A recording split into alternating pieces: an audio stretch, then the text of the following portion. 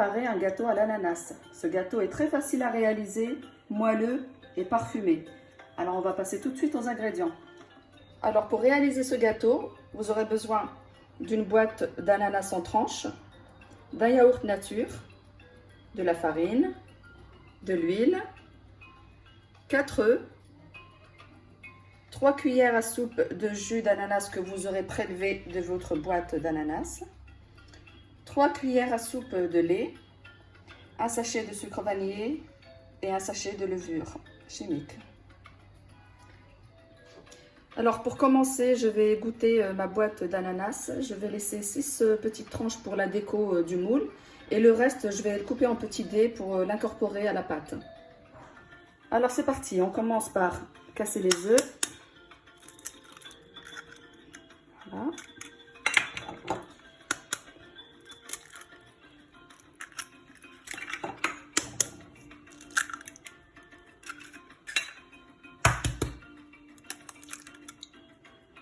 Voilà, alors juste après, je vais ajouter mon yaourt parce que je vais me servir du pot pour mesurer le sucre ainsi que la farine et l'huile. Alors je vide mon pot de yaourt.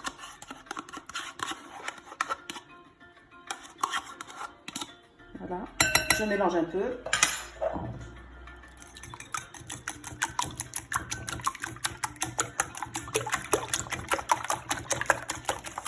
Alors excusez-moi, j'ai oublié de vous demander de préparer du sucre en poudre. Donc bien sûr, un gâteau sans sucre, ce n'est pas un gâteau. Donc je me sers de mon petit pot de yaourt pour mesurer le sucre.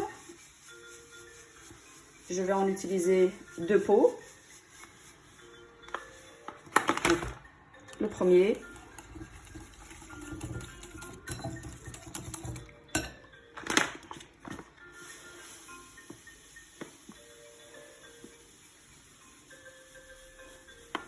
Et le deuxième. Voilà. Pour l'huile, ça sera un demi-pot. Voilà. Je remélange encore un peu. Je vais ajouter mon jus d'ananas ainsi que mon lait. Le sucre vanillé.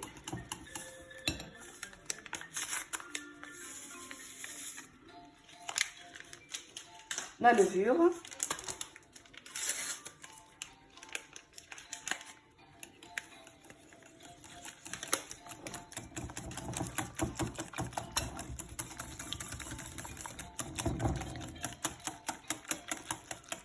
Et là, je vais incorporer ma farine.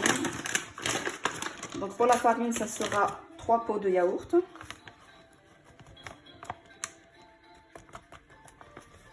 Là.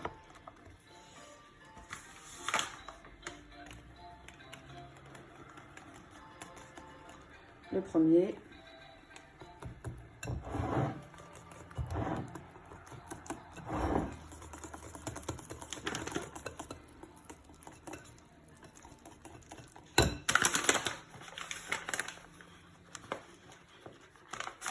Le deuxième.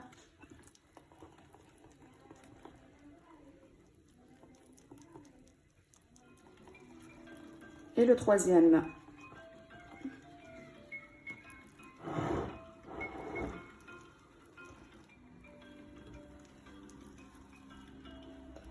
Je mélange bien et pour finir, je vais ajouter les petits morceaux d'ananas que j'ai coupés en petits dés.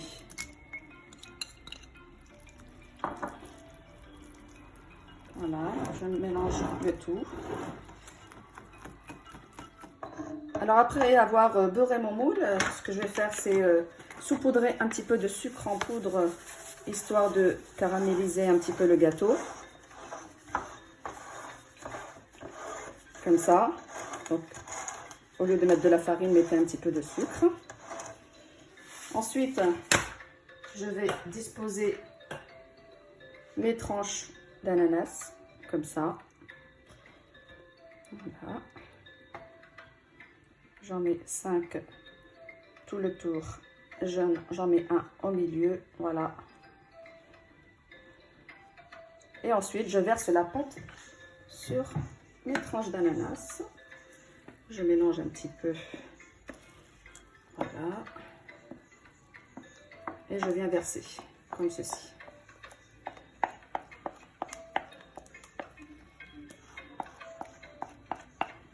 Alors ensuite, je vais mettre au four. Je vais laisser cuire à peu près entre 20 et 30 minutes à 180 degrés. Et je vous retrouve pour la fin.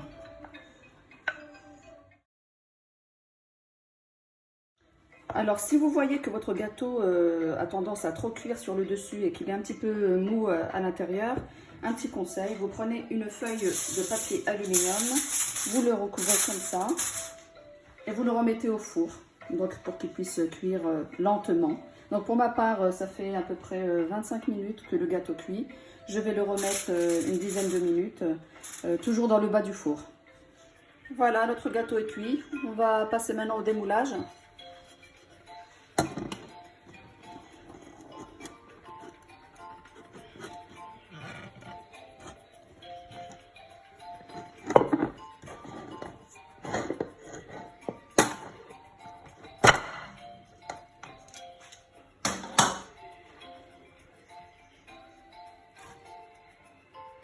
Et voilà le résultat.